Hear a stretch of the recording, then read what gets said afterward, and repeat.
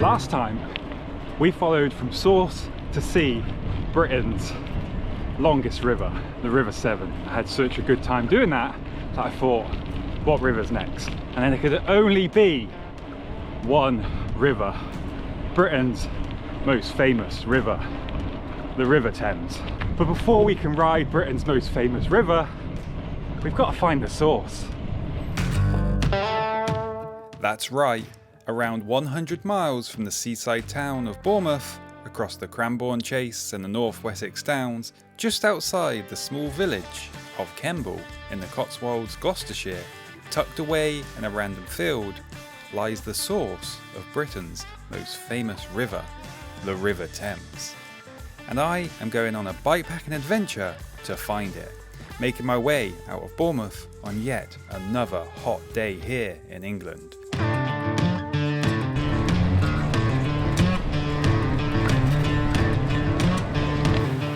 I passed the River Stour, a winding river that winds its way through Dorset and Wiltshire for about 65 miles before spilling into the English Channel, quiet and tranquil, sure to be filled with stories of its own, maybe one to follow in the future. But for now, I will make my way out into the dry, dusty trails.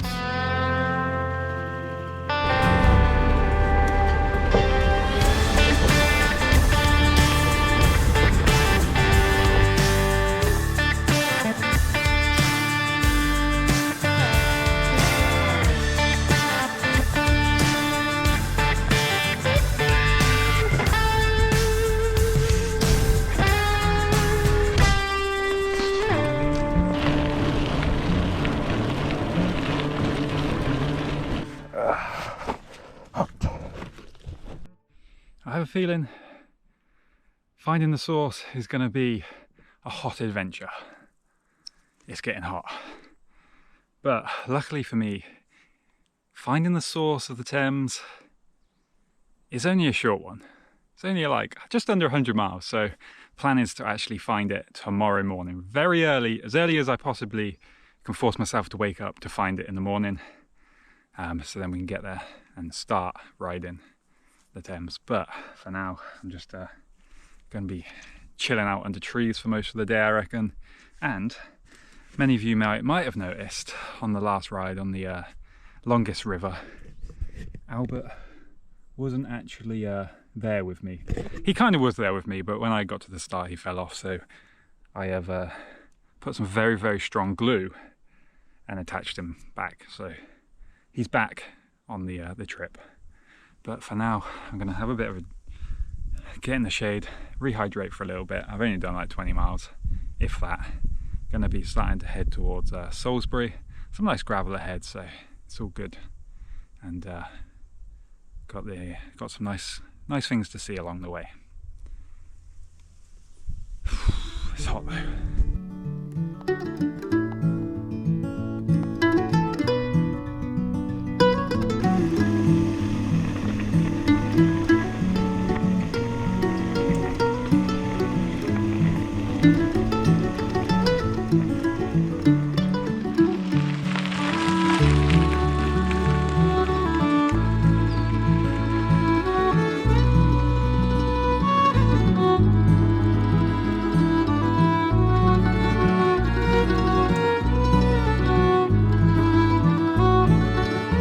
After a little rehydration, I would start making my way through the forest tracks, making use of the shelter from the tree cover.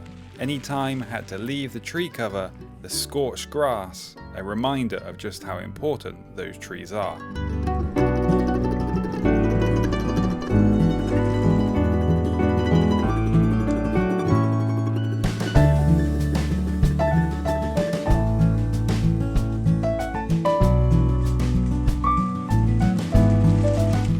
I made my way towards the Cranbourne Chase, and I decided, with it being just so hot, that I would make the most of the more sheltered trails.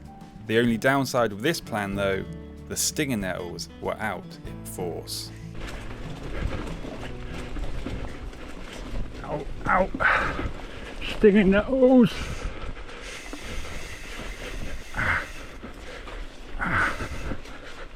Ow! There are only so many sheltered trails around these parts though, so soon enough I would be out in the wide open rolling hills. No protection from the sun, but views for miles.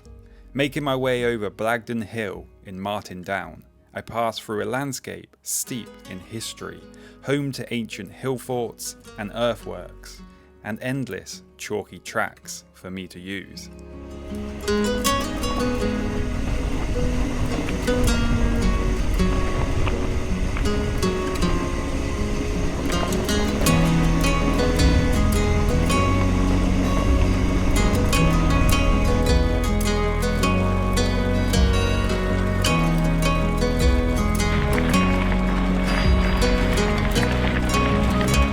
Sweating my way up hills, across old drove roads, and up and down the scorched, grassy trails towards the famous town that is Salisbury.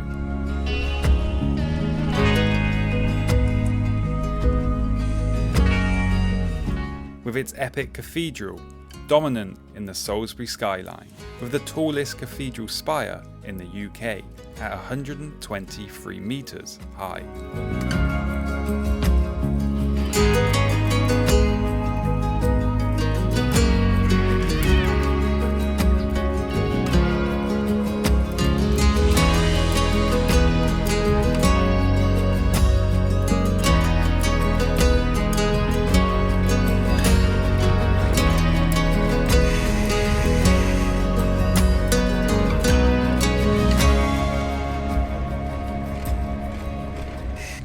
Wow, it was actually a little bit further to get to Salisbury than I was thinking. 45 miles. I did go quite a long way to get here, but yeah, I've done 45 miles. There's about 55 more to go, but now I've got some beautiful, beautiful chalky gravel as we head towards Stonehenge. Stupid stones. All right. Managed to stock up on some supplies, some water. Had some nice punch, made some cold drinks. I forgot it was Sunday, so everything was just about to shut. It was about 3:30, but it's currently about 4:30 now. And time to go to towards the Stonehenge, which means lots of nice gravel, because after Stonehenge I'm going to be going around the Salisbury Plain area.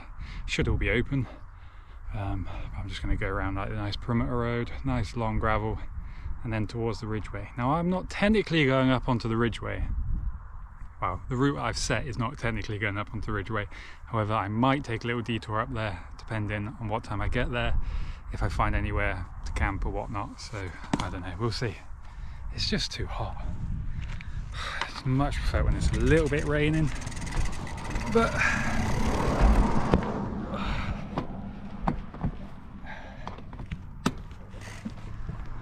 for now, let's go and hit some beautiful, beautiful gravel.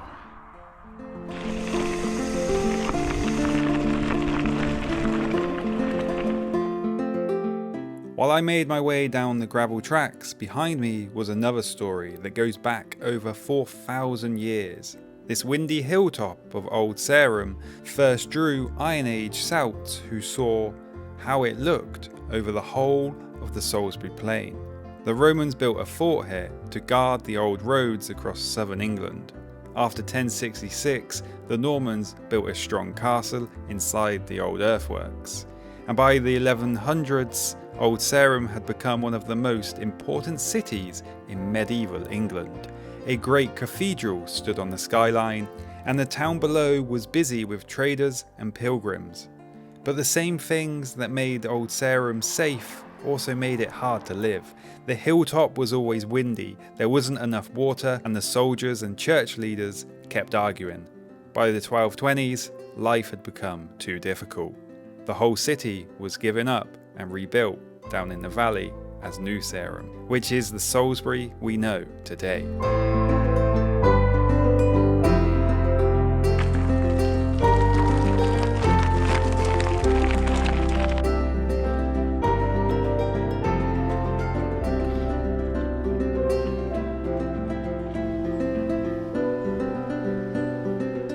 few more chalky trails through Wiltshire, there is another story, stories of mystery that still attracts thousands of people today: Stonehenge. The huge stones, some weighing 50 tons, were dragged here from hills 20 miles away. The smaller blue stones come from Wales, over 150 miles away. Moving these without machines shows how important this place was to ancient people. Nobody knows exactly why they built it. Maybe it was a temple to the sun, a burial ground, or a giant calendar to track seasons.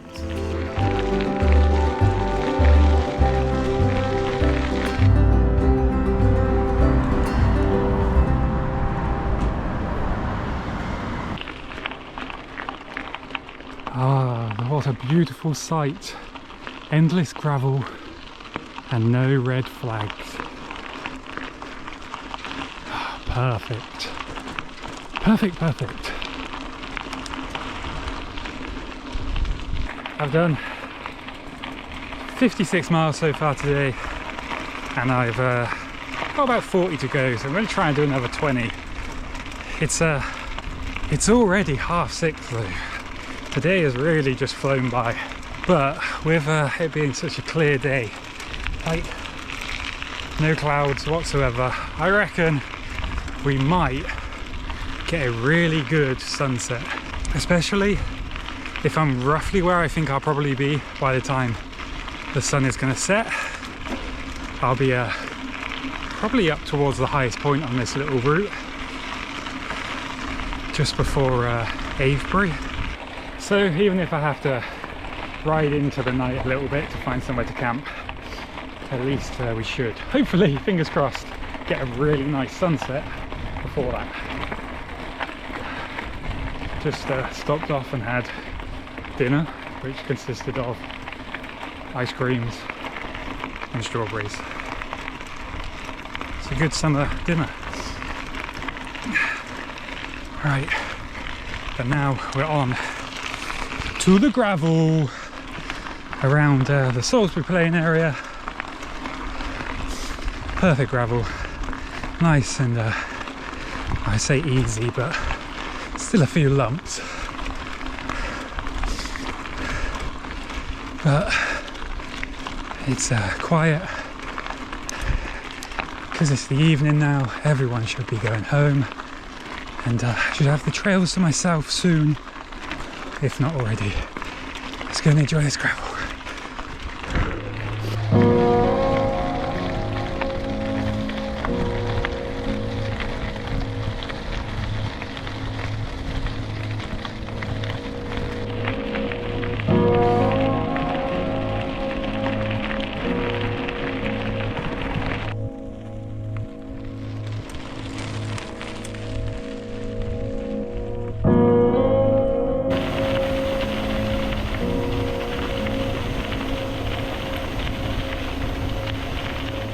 Now that I was heading into the Salisbury Plains, with the evening getting on, I had this place to myself, endless, hot, dusty gravel tracks, with just me, my bike, my shadow, and the sun still beating down on me.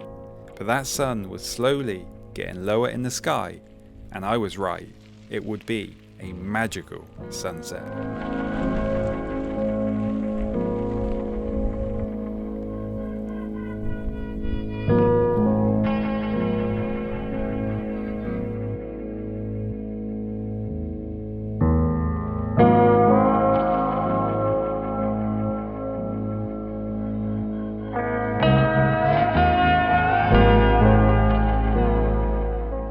Wow, what did I say? Absolutely beautiful, beautiful sunset, incredible. But that does mean it's going to start getting dark now, and I've done about 71 miles, so maybe 25-ish to go. I'll climb this hill. Hopefully, maybe even at the top of this hill, I might be able to find somewhere. I do know one potential place. It's not that great, but if I need somewhere desperately, then I might take it. But look at this out here today. Ah, so nice. And now it's the evening. The temperature's a lot nicer. I love that cool evening air. But I'm gonna keep climbing this hill, and hopefully I'll find somewhere before it gets completely dark. If not, as always, I'll see you bright and early in the morning on my creaky bike.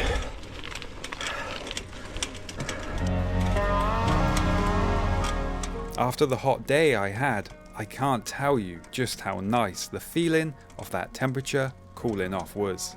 Finding somewhere to camp tonight proved a little more challenging though, and I would be riding into the dark. There was something that made me look back tonight, and I'm glad I did, because the moon was putting on a show. A massive blood orange moon was rising in the clear night sky, so large it seemed close enough to touch.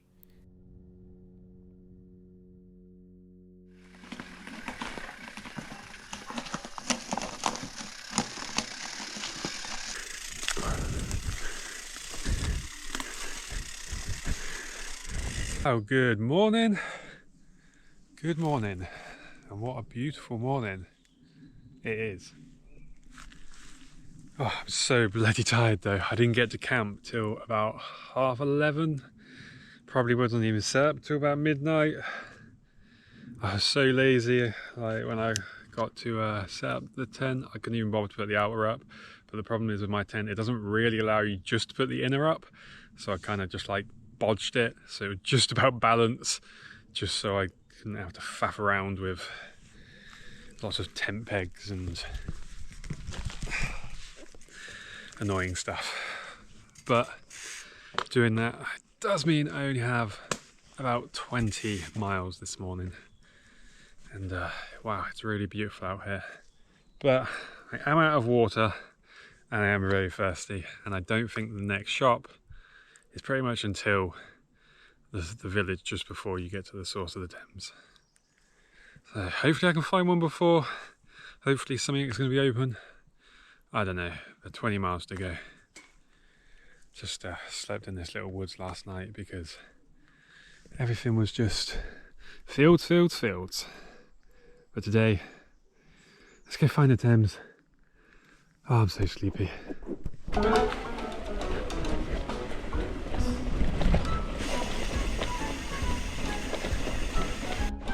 I left my bloody tent poles, didn't I? Got to go back. How tired I am. Oh, annoying. Got them. I feel like it's going to be one of them days where I just wish I hadn't got out of bed. Forgot the poles. Just fell off. Okay. And we go. Day 2 of getting to the Thames. At least the sun is starting to rise kind of over there. And the moon last night, wow, that was beautiful. But I'm thirsty, I'm really thirsty.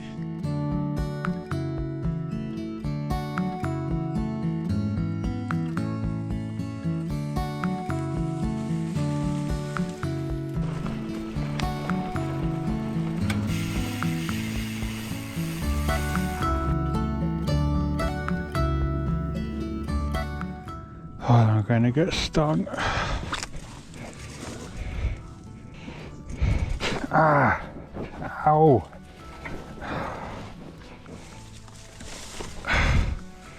Ow, ow, ah.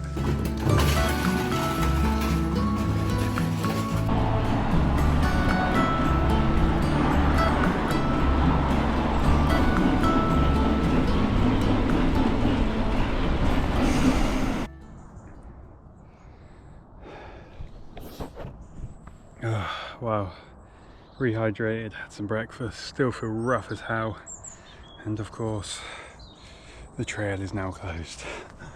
Ah, why today of all days? I gotta find another way around, but I do only have about 10 miles, although everything is kind of like gradually uphill, so It's a bit grindy, but let's go find another way through here. What a pain. Today is one of them days.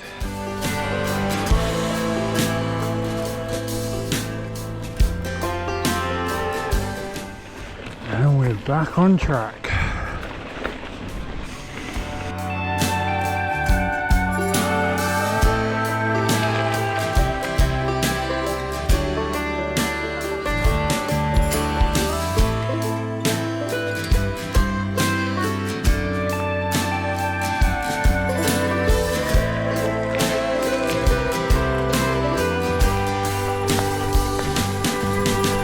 Well, this morning hadn't started off as I had imagined it would, but I was very close to finding the source of the River Thames, Britain's most famous river.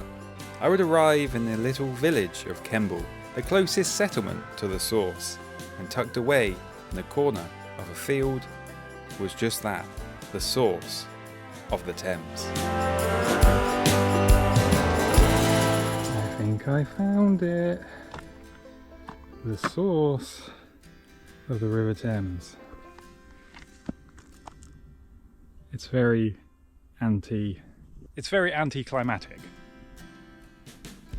It's just a couple of rocks in a field, very dry today. Maybe there's normally a little puddle, I'm not sure. This little pile of rocks marks the start of Britain's most famous river and will become something far greater in just over 230 miles. This is where one adventure finishes, but another also begins, because I might have made it to the source of Britain's most famous river, but coming up in the next episode of Bikepacking Britain's most famous river, I will follow this mighty waterway from these humble stones all the way from source to sea.